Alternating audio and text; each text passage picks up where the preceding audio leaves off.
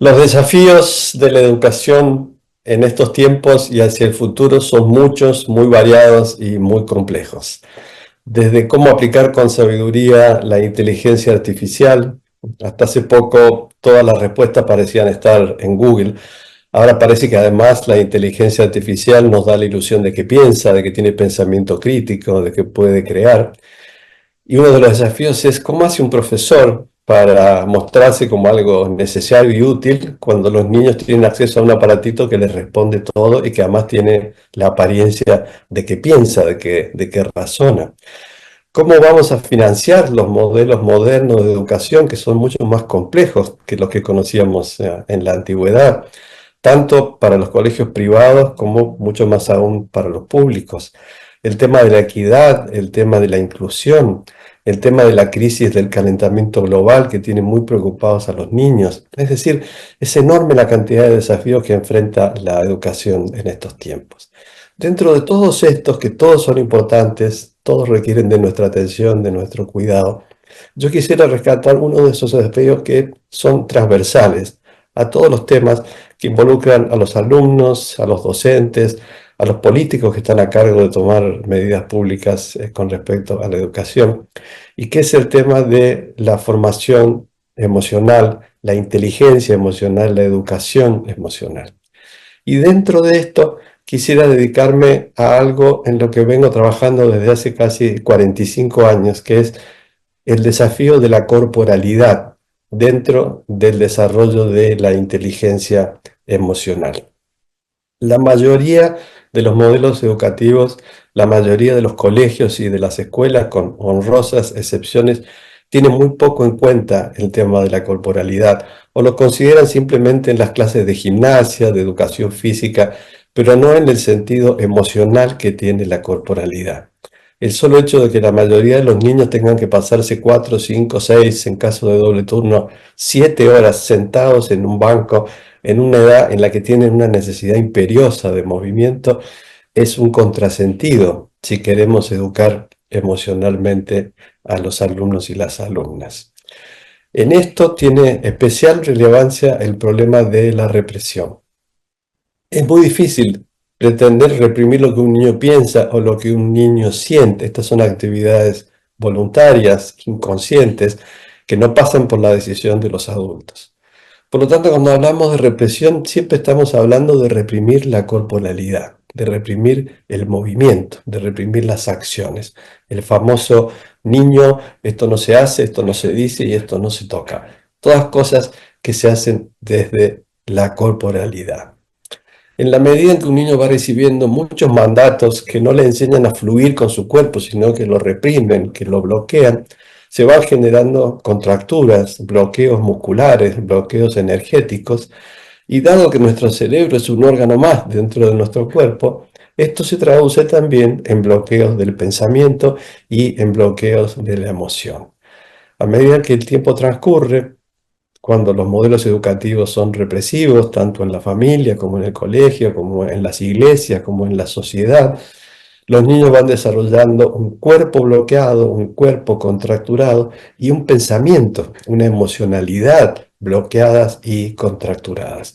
Y esto, que se asienta en una estructura de carácter corporal, es muy difícil que pueda transformarse a través de la palabra. Decirle a una persona que podría pensar de otra manera cuando su estructura de pensamiento está arraigada en una emoción que puede estar determinada por experiencias traumáticas no resueltas, es algo que carece de sentido. Nadie cambia estructuras emocionales profundas por recibir un consejo de cómo debería sentir o cómo deberían ser las cosas.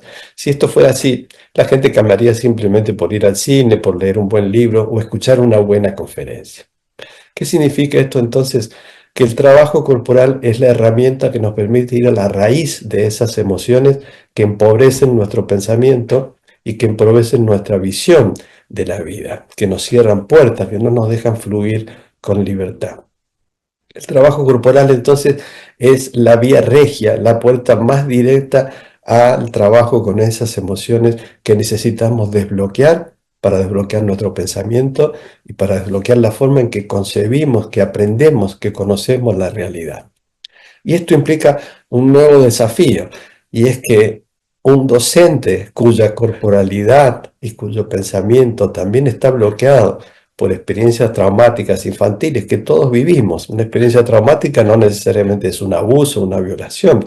El simple rechazo a la libertad corporal de los niños, esta sensación de que los niños molestan porque son inquietos, porque hacen, porque sienten, porque lloran, porque tienen berrinches, porque tienen deseos.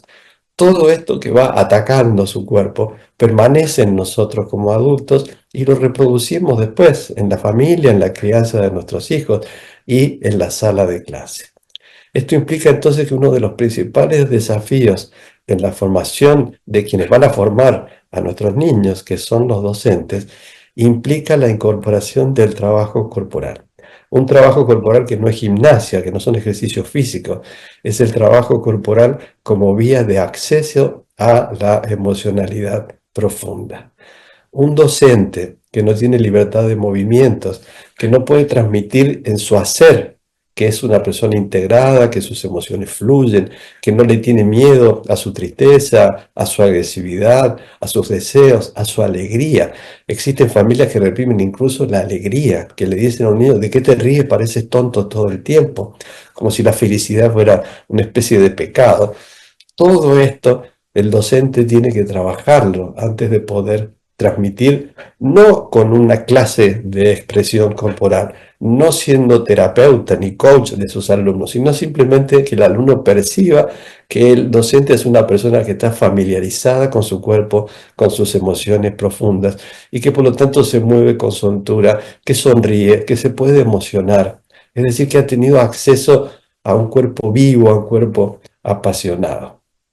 El nombre de esta charla que me ha propuesto Caserta es Vínculo Primordial y Educación. Vínculo Primordial es el título de uno de mis libros, en lo que yo hablo de la importancia que tiene el encuentro, la relación interpersonal, ya sea médico, paciente, profesor, alumno, sacerdote, creyente, etc. Vínculo primordial implica trascender todos los clichés, todas las categorías, las profesiones, los roles sociales que tenemos, y encontrarnos verdaderamente como personas, más allá del lugar que estamos cumpliendo en la sociedad. Esta posibilidad de encuentro interpersonal profundo, que sabemos en medicina que constituye una parte importante de la sanación. El mismo medicamento aplicado por distintos médicos determina resultados distintos. El mismo sistema de psicoterapia aplicado por distintos psicólogos determina resultados distintos. La misma metodología docente aplicada por distintos docentes implica resultados distintos. ¿Qué significa esto? Que hay algo ahí entre el docente y el alumno, entre el médico y el paciente, entre el sacerdote y el creyente, que no pasa por los contenidos que se transmiten, sino por el tipo de relación que se establece. Ese tipo de relación tiene que ver con las miradas, tiene que ver con la gestualidad, tiene que ver con los movimientos, tiene que ver con el tono de voz, tiene que ver con los patrones respiratorios. Todo eso se hace con el cuerpo. La primera sensación que tenemos de confianza o no con una persona que conocemos tiene que ver con sus gestos, con sus movimientos, con el tono de su voz, con la forma en que respira. Todo eso es corporalidad. Una persona que tiene acceso a su cuerpo profundo es una persona que va a poder moverse en la vida y en sus relaciones interpersonales de una manera muy distinta. Cuando en nuestras clases de danza primal, de movimiento primordial, que son métodos que hemos desarrollado durante más de 40 años para poder hacer que estos procesos de transformación tengan alcance social, poder trabajar con muchas personas al mismo tiempo. Uno de los grandes desafíos de quienes están a cargo de colegios públicos o privados es: no podemos ponerle un psicólogo, un coach o un psicopedagogo a cada niño. Necesitamos métodos en los que se pueda trabajar con grandes cantidades de personas a nivel profundo y en poco tiempo. ¿Qué ocurre entonces? Que cuando nosotros proponemos esto nos dicen: bueno, pero si esta es una sociedad que está súper preocupada por el cuerpo. Claro, pero es una sociedad preocupada por el cuerpo que se usa. Es el cuerpo de la cosmética, el cuerpo de la cirugía estética, el cuerpo del gimnasio. Es decir, el cuerpo como una cosa que hay que cuidar para estar más sanos o para mostrarnos un poquito más lindos. Nosotros estamos hablando del cuerpo que se siente, del cuerpo que abraza, del cuerpo que da la mano, del cuerpo que acaricia, del cuerpo que besa, del cuerpo que contiene, del cuerpo que transmite calidez, encuentro. Ese cuerpo muchas veces ha sido malogrado desde la primera infancia. Por lo tanto, el objetivo de nuestro trabajo, que nos permite trabajar con cientos de personas simultáneamente, es recuperar el cuerpo apasionado, el cuerpo vivo, el cuerpo sentido, el cuerpo de la ternura, el cuerpo de la alegría, el cuerpo de la sonrisa, el cuerpo de la sexualidad, el cuerpo del encuentro. Estamos absolutamente convencidos y tenemos décadas de experiencia en esto, que cuando en un aula esto se produce, hay un clima especial, hay un encanto, hay una magia que tiene que ver con la calidez humana. Esa calidez no se fabrica, no es resultado de la voluntad ni del esfuerzo. Es el resultado de un encuentro con esa dimensión de nuestro cuerpo donde también están las heridas del abandono, del desprecio, del bullying, de todas estas cosas que todos hemos experimentado en nuestra infancia. Yo veo a los padres muy preocupados con el tema del bullying en la escuela, pero el bullying empieza en la casa. Los primeros agentes de bullying, lamentablemente, somos los padres y las madres. ¿Mm? Cuando no tenemos una actitud cálida de recepción acerca de este niño que sube, baja, corre, ensucia, desordena, se mueve, grita, hace ruido, es decir, está sano, porque cuando un niño no hace estas cosas es porque está enfermo únicamente, con miradas, con gestos, cuando no con palabras hirientes o cuando no con castigos físicos, estamos atacando la relación que esa criatura tiene con su propia corporalidad. Por eso entonces tenemos primero que sanar la corporalidad de los padres, la corporalidad de los docentes, la corporalidad de los sacerdotes, que tenemos muchos, de monjas que trabajan con nosotros y que están descubriendo que hay otra manera de moverse en el mundo. Esto básicamente es lo que quería compartirles. Sé que en Caseta hay gente que ha tenido acceso y experiencia con estas metodologías y estamos felices de poder compartirlas.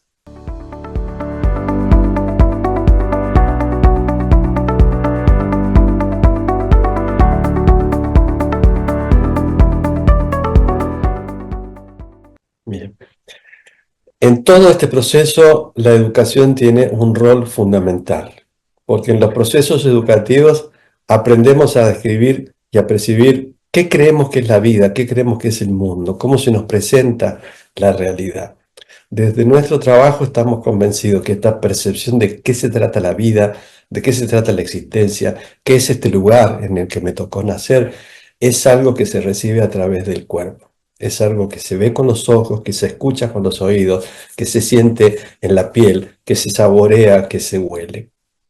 Los modelos de educación disociativo que apuntan solo al desarrollo intelectual del niño están inhibiendo el acceso del niño a una visión integral, a una percepción integral de la vida, de la realidad, de la naturaleza, del encuentro. Una sociedad que recupere una forma integral de vida conectada especialmente con la naturaleza, que es lo más maltratado en estos tiempos, es una educación que requiere incluir el cuerpo en los procesos de desarrollo personal. Sin esto vamos a seguir disociando niños que van a ser puras mentes separadas del contacto vivo con la realidad. Yo creo, Carolina, que el mayor desafío implica al mismo tiempo una gran responsabilidad, que es la de asumir la importancia del trabajo con ellos mismos antes de pretender convertirse en agentes de trabajo con sus alumnos. ¿Sí? Es decir, si no asumimos que la formación permanente, algo que es responsabilidad también de las autoridades de los colegios y de las autoridades de los ministerios de educación, esta formación permanente no puede ser solo técnica, no puede pasar solo por contenidos, por programas, tiene que pasar por el rol interno, por el ser del docente. ¿Qué le pasa al docente en este mundo? ¿Qué le pasa al docente cuando siente que tiene que compartir con Google, con la inteligencia artificial?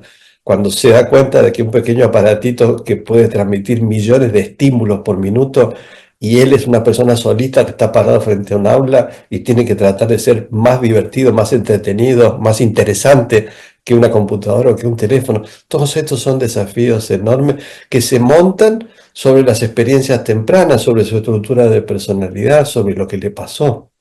Por lo tanto, si este desafío actual se monta sobre una personalidad que no ha sido trabajada, donde hay trastornos infantiles que no se han asumido, es muy difícil seguir pidiéndole más a los alumnos. Entonces creo que la gran responsabilidad, y en esto creo que Caserta ha sido pionera, no solo en Chile, sino en Latinoamérica, es decir, brindar a los docentes una capacitación integral. Primero, concebirlos como seres humanos que están siendo enormemente desafiados. En este aporte que estamos haciendo a la formación integral, considero yo que el cuerpo tiene un rol fundamental. Somos seres corporales, somos seres orgánicos.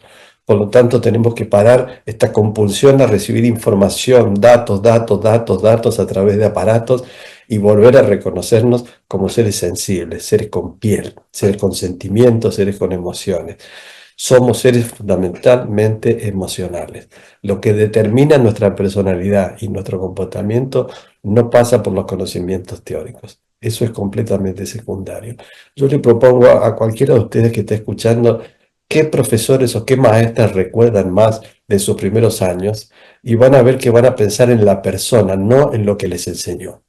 Seguramente no se acuerdan de los contenidos que aprendieron en geometría, en matemática, en historia o en geografía, pero sí se acuerdan de esa docente que les llegó al corazón de alguna manera. Esa capacidad de llegarle al otro de persona a persona es una capacidad emocional. Y en trabajo emocional solo llega a su profundidad cuando se hace desde el cuerpo.